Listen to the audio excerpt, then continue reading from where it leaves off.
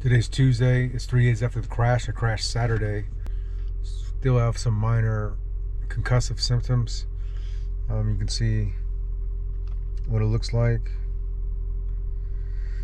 And I'm going to go pick up my bike. I changed out the rigid suspension for Wren Fork 150 millimeter. See how it rides, and also a sea dropper post. It chipped off the piece during that crash. The Schwinn didn't do too bad though. Hi, I'm Xavier from Crazy Bear Bikes. My shop is based in Sandy, Mass, and I work mostly on suspension and servicing bikes. So what we did on this one is that we installed a Wren 150mm travel with 150 spacing for the axle. So it's a fork has been designed specifically for fat bikes at the beginning of the fat bike age, and it's the most reliable fork you can find and the easiest to maintain on the market. So it's what we installed it. So now he has a good suspension and he can ride hard. We also install a dropper seat post. It's a DVO.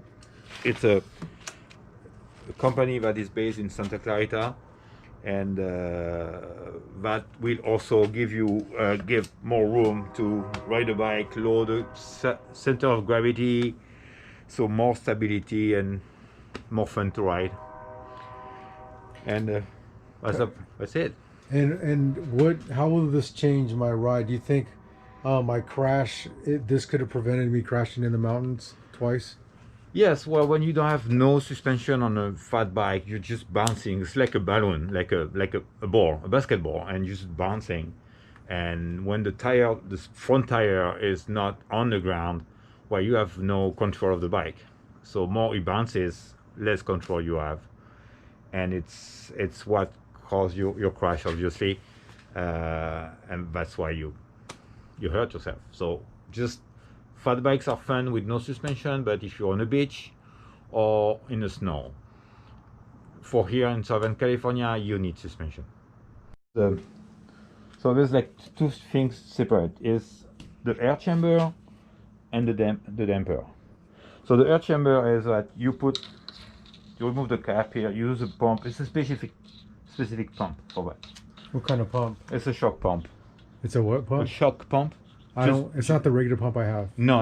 It's a specific pump for shock, but you should not have to touch on this one. Okay, I don't need it. I put it already at the pressure, but so you put air on this one and on the bottom one, and you're good to go. How often should I pump or bring it to someone to do the air? You can check it out like maybe once a month or like every 2 months. They doesn't on those forks, on the Wren fork, it's 2 chamber, and they run so low on pressure that they don't leak. Okay.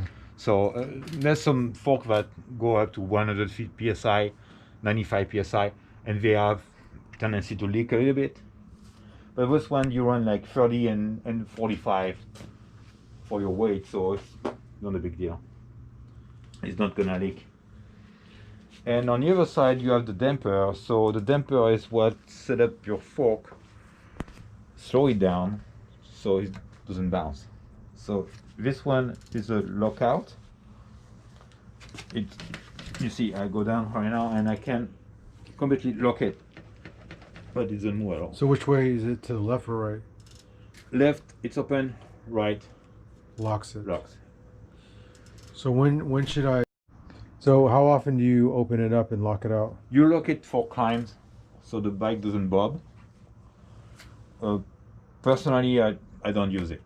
Why? I learned how to pedal without making the bike bounce, and there's a way. I mean, it's the common mistake to when you climb, you're standing on a bike and you push on the handlebars like that, and you make it bounce and you lose energy.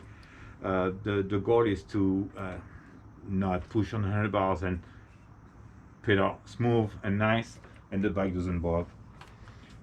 And so that's one setting, and the other one is the rebound that slows down the recoil of the if I open it, I'll show you.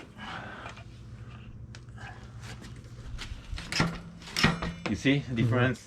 So that you don't want, because it will make your wheel take off from the ground. You don't want that. You want to be on contact with the ground as much as you can.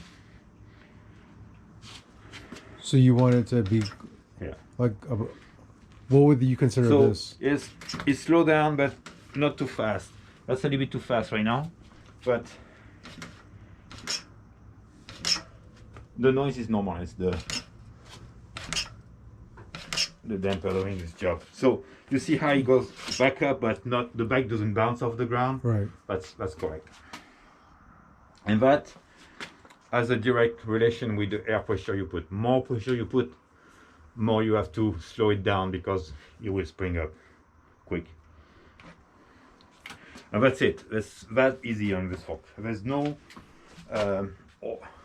oil bath or anything to replace it. It's only grease. It's the most simple fork you can find on the market, and it's designed to go also on extreme temperature, cold or hot. You will handle it.